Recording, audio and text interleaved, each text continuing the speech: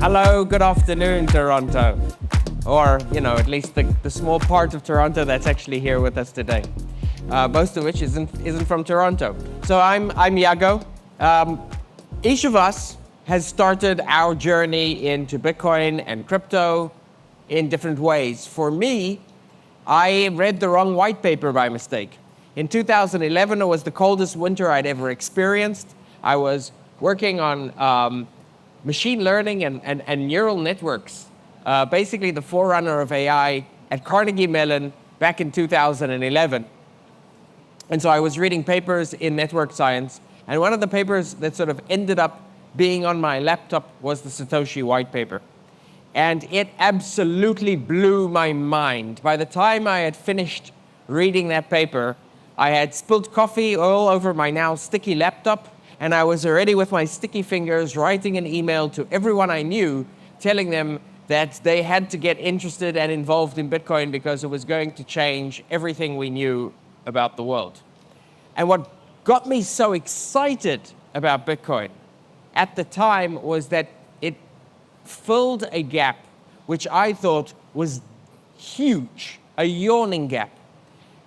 We had the internet, we had this amazing 20th century global technology, and it was tied to the political, economic sophistication of, pre-Bronze Age. There were zero property rights. There were a small number of sort of pharaohs who controlled the flow of information and the servers. And as a result, not only had the internet become a somewhat oppressive place, this was, the early days of Facebook becoming the monster it is today, but also it wasn't developing an economy. Because what you need in order to develop an economy, what you need in order to develop prosperity is property rights. And I think, that ended up being a pretty good insight. I wrote this email to everyone telling them that they should get into Bitcoin, and I was ignored by basically all of them. But here we are, 14 years later, and it completely changed all of my life plans. They completely screwed up all of my life plans. But it has also, over time, also changed the life plans of pretty much everyone I emailed back then. So I've been building in Bitcoin and in crypto now for 14 years. And I think we're at an extremely, maybe the most exciting moment that I remember in at least the last 10 years. We call this conference Multichain Day, and I think that's a really interesting name for a conference in our space, because it teaches us about some of the direction that our industry has taken over the last few years and some of the major mistakes that I think we've made. One of the challenges I think everyone has been experiencing in the crypto space over the last year and a half is, why does our entire industry seem to feel like it is stuck, treading water?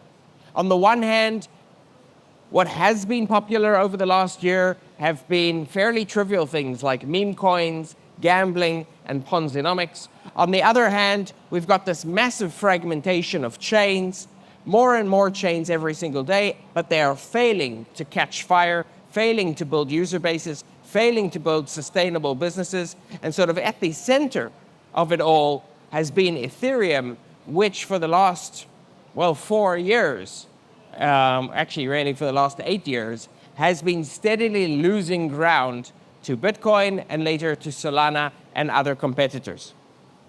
And I think everyone, especially if you go onto Twitter, if you go onto crypto Twitter, everyone has an idea about why this is happening. But these ideas are fragmented and I think frequently very, very surface, right? Vitalik isn't interested enough in money. The Ethereum Foundation are idiots. Solana have managed to compromise on decentralization but have a really great execution team. These are tactical explanations for a macro problem, and you cannot explain macro events. You cannot explain a macro movement with sort of ad hoc tactical explanations. And so what I'm going to do is I'm going to suggest that there's actually a deeper theme to what has been going on in crypto in the last 10 years, and that there's something very deep to be learned about it. And it's not coincidental that it started 10 years ago. Sort of 2014, which was the last time I remember until now that Bitcoin seemed to be sort of the center of excitement for this industry. Because what happened in 2014 was we entered into a new paradigm. And that new paradigm was created by Ethereum and by Vitalik. What Vitalik really desperately wanted to do was something that I got into Bitcoin for, that most of the people who were involved in Bitcoin at the time were excited about. He wanted to create a general system for digital property rights. He wanted to create what we had over time started to call the Internet of Value. And to do this, he realized that he wasn't going to be able to use the technologies and the tools that were available for Bitcoin at the time. He had been trying to, and instead, what he was going to do is build these things called smart contracts, which would allow you to do basically anything you want with crypto. But the way he chose to build these smart contracts has impacted us and taken us down the wrong path now for 10 years. Because the way that Ethereum and subsequently every single smart contract chain since has been building smart contracts has been by taking the entire code, all of its code base, all of the data, all of the computations, and shoving them into the blockchain. And then why have we been doing this? Because what a smart contract is it is designed to be publicly verifiable computation. Computation that no one can cheat, right? We all can see that the computation happened. And at the time, the only way we had to perform publicly verifiable computation was through massive redundancy. That meant that every single node, every single validator, had to rerun every single computation that was performed on Ethereum. So instead of building the world computer, we had built an entire world of computers able to do the calculations of a home calculator, right? Massive redundancy, very low efficiency, and that is the reason that none of the smart contract chains today properly scale. Certainly not Ethereum, but also we've seen the problems with Solana, we've seen the problems with every single other chain built on the same paradigm. We cannot run internet throughput or internet level scale in crypto. And not only that, because of that exact problem, because each of these is effectively a giant pipe of highly redundant computation, and because they don't scale, we've also gotten massive fragmentation. Because when you can't do everything on one chain, you have to go and create many, many, many more chains. And so we've seen an explosion of chains. One of the things that people often say about crypto over the last 5 years is we've been overbuilding infrastructure. And I think that that's actually not true. We've hardly built any new infrastructure at all. What we've done is replicated the existing infrastructure many thousands of times with very little innovation. But now, we're in an extremely interesting and exciting time. The reason I think we're finally, we're in the most exciting time for the last 10 years is not just because we've seen sort of the explosion of Bitcoin into a truly global and accepted asset, and with it, potentially the value captured there and the integration with finance and the integration with everyday financial activity could potentially pull the rest of crypto with it. But also, at the same time, from a technology perspective, we finally have a way of doing smart contracts, a way of doing verifiable compute, which does not rely on redundancy. And that is sort of like this buzzword that we have now, zero-knowledge proofs. Because what ZK does is it allows you to take computation, run it on a single computer, and then create not just an output of the computation, but also a proof that the computation was run in exactly the way it should have been run. In other words, we can now do verifiable computation on a single device rather than having to replicate it on thousands and thousands of devices. And so what that means is that instead of being stuck here in the middle with smart contract chains, which with their fragmentation and the problems that that generates for UI and liquidity and user bases, we now have the ability to do two things, to bring two things that really truly do work. One is ledgers, right? So the reason that Bitcoin was created was not to create a blockchain, it was created to create a ledger. And Bitcoin has finally emerged as a truly global ledger, which is trusted by countries, by financial institutions, and by individuals. And on the other side, we have the ability now to sort of not have to pipe everything through a single pipe, but to build in the way that the internet evolved. Many thousands of separate devices able to communicate with each other using packets of proof, just like packets of information. And so instead of having this middle ground which doesn't quite work, we now have the ability to build on highly secure and accepted ledgers, the ledger of Bitcoin with its massive network effects, and allow a vast army of internet-scale computers to be generating any kind of computation that we want. And the missing piece to this is being able to push ZK technology sort of beyond the caricature that we're, I think, currently using it. So today, the primary way we're using ZK technology is we're sort of doubling down on our original sin, right? So we had these chains, we then fragmented into multiple chains, and now we're adding to that fragmentation by taking more chains and putting them on top of the other chains, right? We call these chains roll-ups. Yo, dog, you like chains? Well, I gave you more chains on your chains, right? And then we try to create proofs of these entire chains and send them down into these base layers.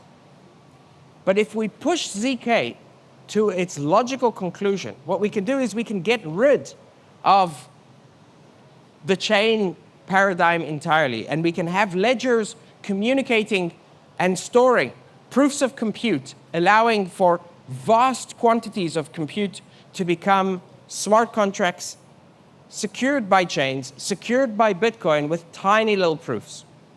Okay, so this has been sort of the meta story that I've believed for the last 14 years. I believe that if we could cryptographically prove compute, we could create verifiable compute that could truly scale. And if we could do that on Bitcoin, we could do that tying it to both the massive assets that is Bitcoin and to the massive network effects that is the Bitcoin chain. A few months ago, for the first time ever, we managed to crack the case. So after many years of deep research and putting out multiple different white papers, for the first time ever, we were able to demonstrate ZK proofs on Bitcoin. And then crazy things happened. We had been building this for the Bitcoin space. But what actually turned out was that the people who recognized the value of the work that we were building most were people who were building on Cardano or Arbitrum or in Ethereum or Sway or Solana. And so over the last 8 months, multiple different chains as well as application developers have begun integrating with BOSS, integrating with BitcoinOS in order to integrate their systems tightly with Bitcoin and allow effectively the entire world of crypto to become unified once again, not this scattered, fragmented world of multiple chains, but a single unified experience, not the internet of value, but the internet with value. And so what this all led up to was a large number of developers now building this new system based on first principles from the ground up of what we can do with ZK. And at the beginning of last week, for the first time ever, we were able to do something which I think is going to have massive implications far beyond Bitcoin. We were able to create programmable BTC. So in the same way that like on Ethereum, if you want to use ETH with smart contracts, you create wrapped ETH, programmable ETH with. We were able to do the same thing with Bitcoin. But then we were able to do something that we had never seen in crypto ever before. We were able to see users take that programmable BTC, transfer it to another chain, and begin to transact amongst themselves without a bridge. Why no bridge? Because we were able to prove that, that a user could write a transaction which generated a proof of the transfer all by themselves, which could be read by anyone. And so where we are now is an extremely interesting junction, I think.